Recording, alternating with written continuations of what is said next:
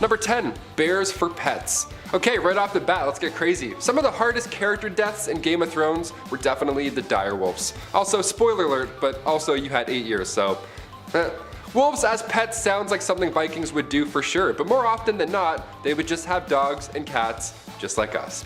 Few of these animals were kept as pets, really. They all had a Viking purpose. They all had the big Cats probably had a big beard too, most likely.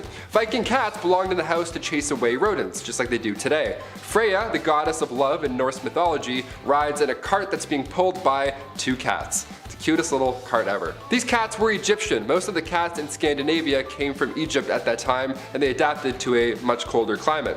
Viking dogs were also a thing. They were often found in graves next to human remains, so the man's best friend thing goes way back. They were hunting dogs and herding dogs, and they too followed their masters to Valhalla, hence why the bones would always be found together after death. Here's the crazy part though, Vikings would also domesticate bears from cubhood. Yeah, they would have Viking bears as pets. What a fun way to kick this list off. Number 9. Norse paganism. If you're a fan of the MCU, this guy Thor here with the cape and the hammer and the big muscles, odds are you've heard of him before Nick Fury introduced you. Thor and Odin, they come from Norse mythology. The Aesir are the main gods of the pantheon. Those include Thor, Odin, and even Loki. And yes, in Norse mythology, they lived on Asgard. It's not just MCU stuff, one of the 9 realms. So they believed that if they fought hard enough and lived the most fierce warrior lives they could, they would end up in the halls of Valhalla to join Odin in the fires of Ragnarok, the most fierce battle of all. The Vikings didn't have a name for their religion at first, so when they eventually ran into Christianity, they called it the Old Way, which just sounds cool. It's like, ah yes, the old way. It's referred to today as the Asatru, that's the worship of Norse gods. That term became popular in the 19th century, so it came much later. There was a Nordic religion society in Denmark that had around 600 members, and that was back in 1997, so pretty recently, and it was approved officially in 2003. Believers now can mostly be found throughout Denmark, Sweden, Norway, and Iceland. Number 8. Horned helmets. Okay, when you think of Vikings, you probably imagine a very large man and a big ass beard with some horns. You got a horn to blow on, a horn to drink wine out of or something, or some ale, and then 2 horns here on your helmet. Just the horniest fella. Well, aside from looking cool, this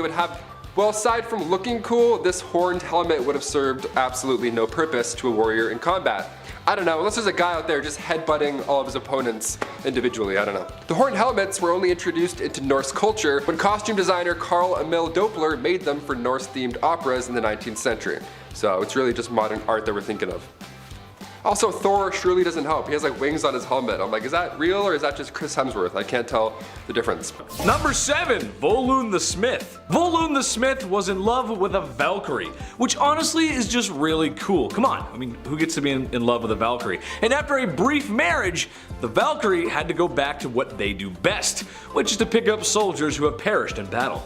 As Volund was going full Marvin's room over the grief of his loss, he was kidnapped by a king who imprisoned him to marry his daughter. The king was so serious that he had Volund's hamstrings cut, so he could not escape his captivity. So to get back at the king, he slayed his 2 sons and fashioned a goblet with jewels made from their eyes. Knocked up the king's daughter and blew that popsicle stand. Sure, it wasn't his wife yet exactly, but she was gonna be if he hadn't have turned her brothers into everyone's least favorite set of dinnerware. Take note of this one, folks. Don't do this one at home. Number 6. Leif Erikson Day. Yes, the very same from SpongeBob SquarePants. Leif Erikson, the first European to land in North America. Hundreds of years before everyone's new least favorite explorer Christopher Columbus discovered the Americas. A Viking man leads an expedition that honestly must have been just the worst. Sea travel just wasn't great back then. This really was a huge moment in history, one for the ages. But imagine breaking the news to his wife. Listen honey, I know you've been hard at work cleaning and cooking and taking care of our children, and we both know I've been a great husband with all my drinking and fighting and all the mistresses I may or may not keep. So I just want you to know that I'm going to sail across the ocean for months and build a settlement in a completely different corner of the earth. Okay, bye. See you later, yeah, I'll write you. Number 5. Erik the Red. Probably the most infamous Viking who ever lived, and the father of Leif Erikson, was Erik the Red. He earned this name most likely because of his gorgeous red hair and beard, or it could be because he's the bloodthirsty Viking of your worst nightmares. When you think of the classic Viking, this is really what comes to mind. A drinking brute who could cleave a man in twain with a swing of his war axe. What I'm getting at is, getting bloodstains out of clothes is difficult today, but imagine what it was like back then. Yikes! Ladies, how many times has your husband come home from his blue-collar job and just gotten himself into a mess? Also, take your boots off before you come into the house, dude. Come on, that's just not cool. Erik the Red most likely did the same, however, he was not covered in mustard from lunch or grease stains from the garage, but rather the fluids that can only come from separating body parts from unwilling donors. I get lightheaded just thinking about it, no thanks. Number 4, strong, independent woman. Freydis was sister of Leif Erikson and daughter of Erik the Red. She had some strong blood in her. While not exactly Leif's wife, this story is just too messed up to not tell. This one goes to all the mothers out there. Remember your first child, remember the joys of your first pregnancy. For some lucky women, this is an easy experience, but for others, well, for others it's difficult to say the least. You might notice that your body is changing, and all of a sudden, you're really craving food you haven't had in a long time. You may also feel a little queasy in the morning, and many other little fun things that happen. Well, Freydis, the sister of Leif Erikson, went on that North American expedition with him, whilst pregnant, which I can also imagine was just a beautiful pleasure cruise. However, her level of seasickness is not what's so messed up here, but rather that she had to defend herself by swinging a sword whilst very pregnant. That's a down bad woman right there. Number 3, hit the slopes. Vikings didn't invent skiing by any means, but they did make it cooler. The name skiing actually comes from an Old Norse term that means to stride on skis, and Viking would hunt on these skis. They got so good at hunting down elk on these skis that a law had to be written in order to protect them from going extinct. That's how good they got. The Gulathing Law of 1274, it was written in Norway, and it outlaws the hunting of elk while on skis. You probably read that and you're like, who the what? Skiing was such a big advancement for Vikings that there's 2 Norse gods involved in the sport. We have Ullr, the god of snow, and Skadi. Imagine these 2 showing up in the next Thor movie. Game over, man. Take my money. Number 2, rap battles. I'm currently in the middle of Netflix Rhythm and Flow series. It's a great time. I'm loving it. It's like American Idol, but for rap. Like, hi, that's amazing. Rap battles today are nuts. They're crazy, they're intimate. Rap battles today are so impressive, but imagine getting schooled by a Viking. Yeah, you heard me. Imagine a Viking battling you and then just destroying everything that you care about after destroying you with words. You got a twofer. During those olden days, you needed a way to pass time. If you couldn't play hockey or slap fatten, and there weren't any villages to destroy, you always had poetry. Fighting comes from the Old Norse term fleita, which means provocation. Insult exchange, but make it theater. Norse literature really has tales of their gods fighting. Imagine the next season of Loki and he's battling Freya. I'm like, come on, he's got this. It's hometown advantage. It wasn't to see who can diss the other's hometown the hardest, really, per se. This is actually a challenge in order to see who can spontaneously think of a poetic retort. In Anglo-Saxon England, flighting would go down during a great feast, enjoying roast while watching a roast. We love it. This was entertainment in the 15th and 16th century Scotland. Now we have, well, this. We just have me ranting about flighting. If you like it, give it a thumbs up. I'm doing my best. And finally, number 1, go berserk. Whenever you're playing a video game or like Assassin's Creed Valhalla per se, that health bar at the top starts to glow and you're ready. For a brief second, you can go beast mode and then everyone can hit you with arrows and nothing happens, right? You go berserk. Most games have this in some way, but did you know berserkers were a real thing in history? Just like Thor and Loki and everything else, apparently.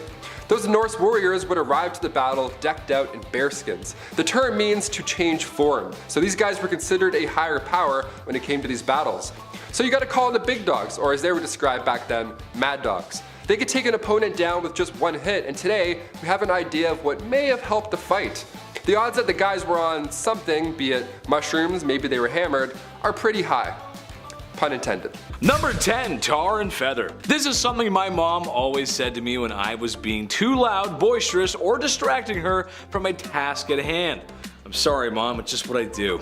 Mind you, looking back, perhaps it wasn't my fault. Perhaps letting a hyper child eat chicken McNuggets and soda after watching a bunch of 007 movies was not the right choice, Mother. I used to be a big 007 fan. After running all over my house, my mom would say, "Son, if you don't settle down, I'm going to tar and feather you." Well, in the times of Vikings, this was a legit punishment and for legit criminals. The crook's head would be shaven and covered in tar, which even that alone sounds horrible. And then a poof, I guess you describe it, of duck feathers was thrown onto his stickiness. He then would have to run through a gauntlet and everyone would be tossing stones and bricks because, well, I guess tar and feathers weren't enough. If you made it out alive, then no further punishment was required.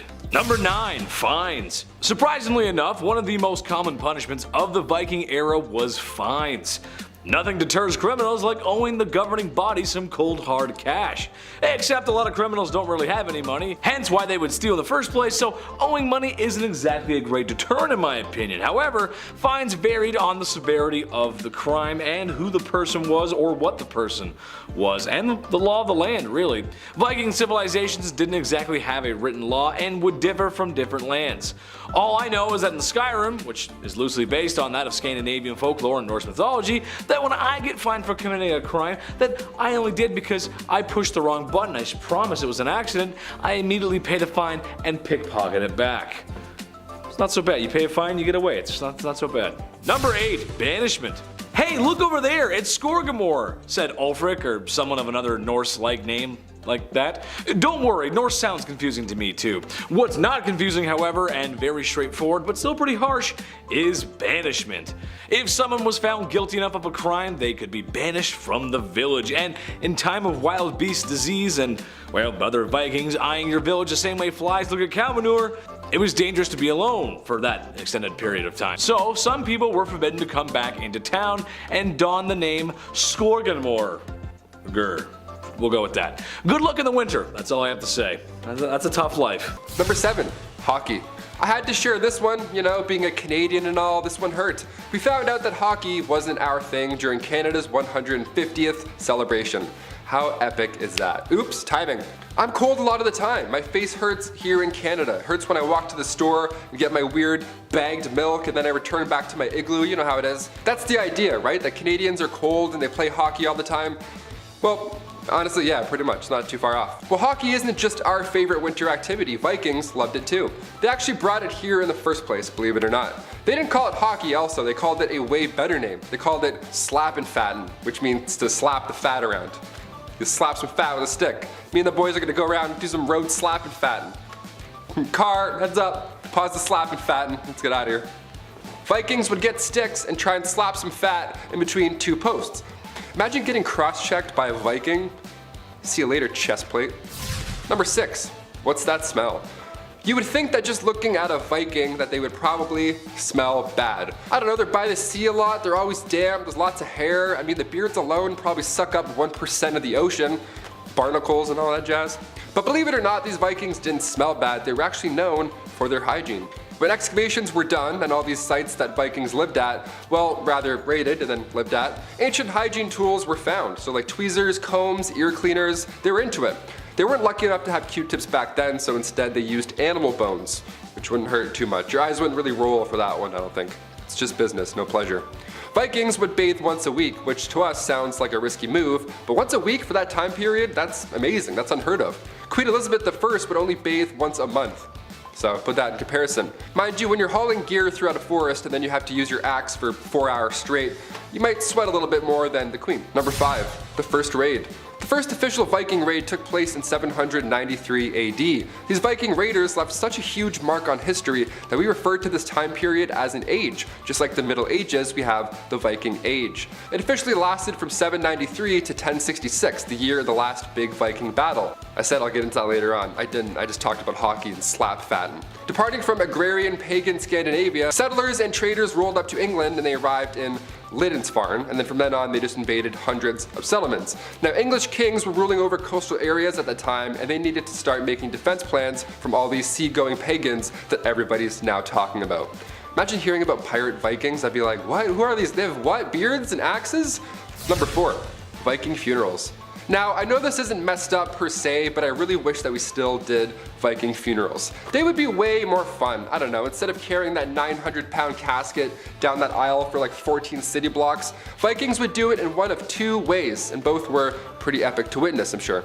One way, they would bury the body, the classic, right? They would leave stone circles around the shallow graves that they dug, or do these burial mounds, or grave fields, usually after a battle.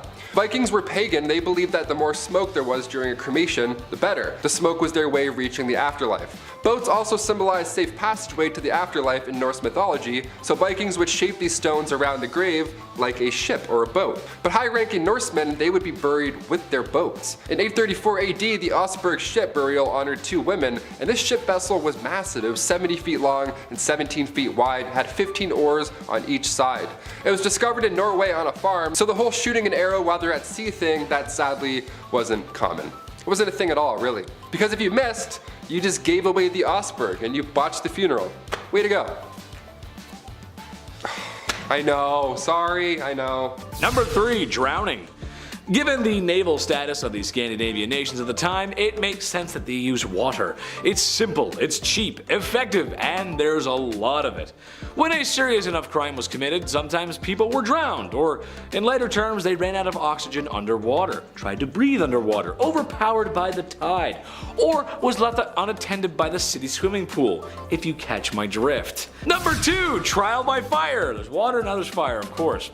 Well, if cold water was too much for you, then this should warm you up. Trial by fire was more of a punishment, and less of a lethal one, if you will. If you survived the ordeal, that meant God was on your side. Thus, they couldn't be guilty, because yeah, that totally works. The trial by fire included a couple different heat-based trials. No amount of red potion or Goron's tunic would get you through this. There was one version that saw people dip their hands in boiling water or oil, which right there, you ever seen those like Wimmis commercials where anyway. Walking across hot coals, which can be proven to be done without getting hurt. I saw it on Mythbusters once, so if it's on Mythbusters, that's just truth, folks, come on. Lastly, the one thing that I think is the worst is holding a hot stone or iron for a determined period of time. Yes, how long do you think you can hold onto a red hot iron? I'd say not long. Even with seconds of exposure, you would have close to 3rd degree burns, probably 3rd degree burns on the palm of your hands, and long before polysporin, painkillers, and toilet paper. Not a good combo.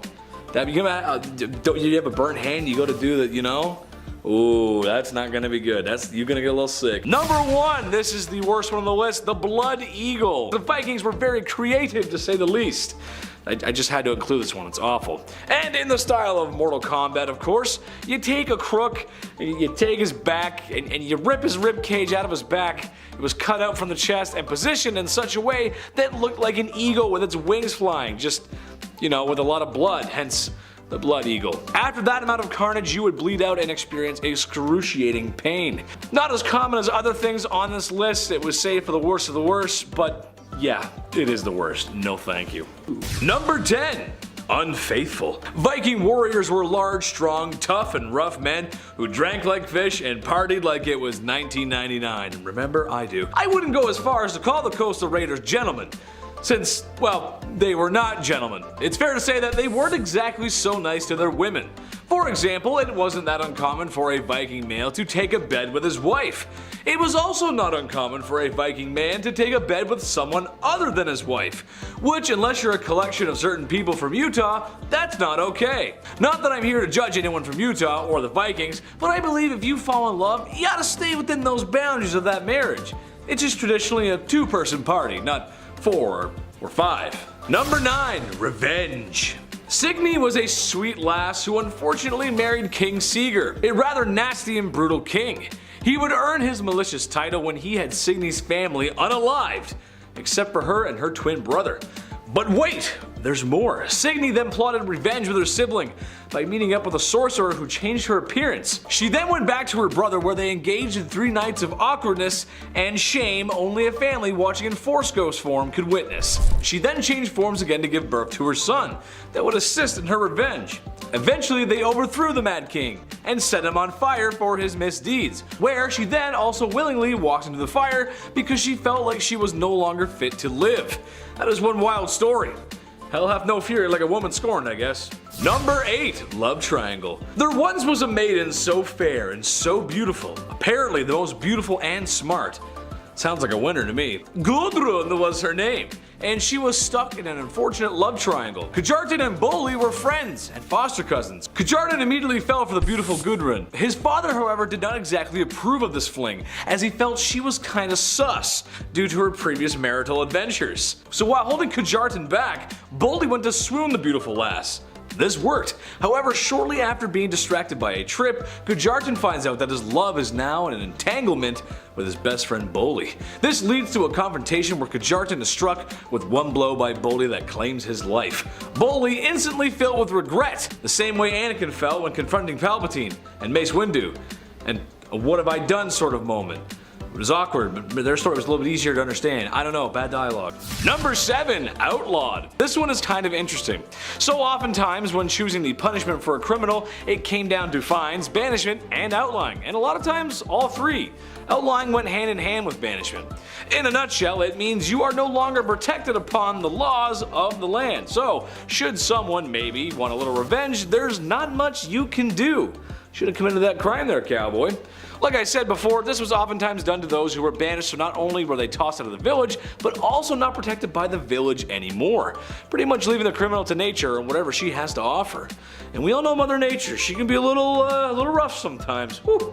Number 6. Rodeo. If you're gonna be dumb, you gotta be tough. This world is rough, if a man's gotta make it, he's gotta be tough. Wise words from a trailer park supervisor. Huh? This one is just crazy, stupid, and violent, so strap in, folks. There was a trial, or a way of passage, if you want to call it that involved Grease, a cow, and a criminal. You take the angriest cow in your herd, and you grease its tail up like a fat dude whose thighs have been chafing all day at a water park.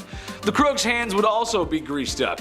The cow was given a not too PETA-friendly poke from a farm tool, and the idea was while the cow was rightfully mad, kicking, stomping, and mooing, the crook would have to hang on for as long as possible. If he did and didn't let go, then there was no charges. If he did fall off and slip and let go, then, well, so long von Schlurgenbergen, Florman or Ulfric. That's a Swedish name or something, I think. I don't know. Number 5. Meat hook. Sometimes when given fines, it wasn't always cash value that was taken. Sometimes if the crime was heinous enough, the evildoer's property and items were taken instead. Well, sometimes folks didn't like having their stuff taken, which makes sense, they put up a fuss. No one likes their stuff getting taken. Just ask George Carlin, he knows a lot about that stuff. Everybody loves their stuff. In order for authorities to take possessions from the convicted, they would slice their ankles open, which, just talking about that makes me sick. And then for good measure, tie them up and suspend them from the ceiling from a beam in their house. No, not unaliving them, keeping them very alive, just severely hindering their movement and ability to say, hey, get your hands off my limited edition Obi-Wan Kenobi Lego set. That one's mine. Number 4, tree hugger. I hope you folks at home aren't eating during this video. It's about to get a little Mortal Kombat in here, if you will. Even though I watch videos when I eat. Carpet cleaning videos, anyone? Where's my lunch? You know what I mean? I do weird things like that. I don't know. The second most horrible sentence the Vikings could bestow upon their criminals and dredges of their society involved a tree. I'll get to the first one later, it's pretty heinous. It involved a tree, a knife, and a squishy rope. Squishy rope? What? Yeah, I'll get to that. Trees being great symbols of Norse mythology and culture, it made sense to do this here. Shout out to Yggdrasil. Oh, cool stuff. You take your perpetrator and you carve open his belly like a high school jack-o'-lantern contest, and you pull his intestines out, and you keep pulling them out till you've got enough to wrap around the tree. And you basically tie him there. Except you don't wrap him around the tree, he walks himself around the tree until he's out of string, like a sick yo-yo. Oh, gross. This was extremely painful and not quick at all, as humans can live for a couple hours without their squishy rope inside their belly. Not to mention it probably attracted wild animals for a quick and easy meal. Not a good way to go. Don't recommend that. That's sick. That's twisted. Number 3, red flags. Dating can be fun. You get to meet new people and experience new things. Mini golf, movies, maybe even some nice restaurants. However, sometimes when we go on dates, they make better stories than experiences. Sometimes people give off red flags. People who put ketchup on pizza is a red flag for me. That's wrong. Don't do that. Meet Egil Skallgrimason. No, he didn't put ketchup on pizza, but he was a mean, no good, rotten man of a Viking. but apparently was also an excellent poet.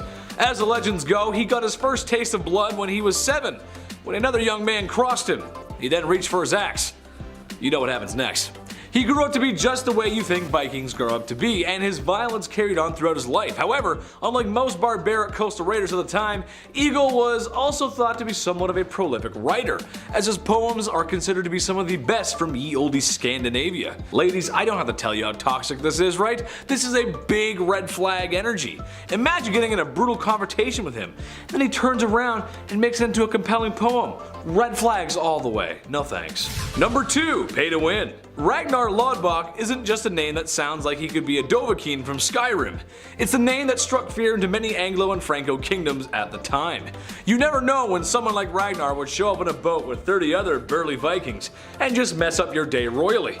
One royal that did not want his day being royally screwed up by Ragnar paid him to stop Vikingizing his village. Vikingizing is a word I'm going to use, which honestly is like asking water not to be wet. Yes, water is wet, the debate starts and ends there. Perhaps Ragnar was actually close in similarities to the Dovahkiin, as I find it's easier to stop using my dragon shout when gold comes my way. Well, if he had to be paid off like a goon for hire, you can imagine how sweet and caring he was to his wives. Yeah, probably not, no.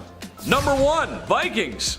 Look, this is another broad stroke, but guys, these are Vikings, and this was ye olde Europe. Yes, women did have more freedoms than others in Viking society, but it's just not a good time. And honestly, if you try looking through any lens of the present into the past, you're gonna find some things you don't like.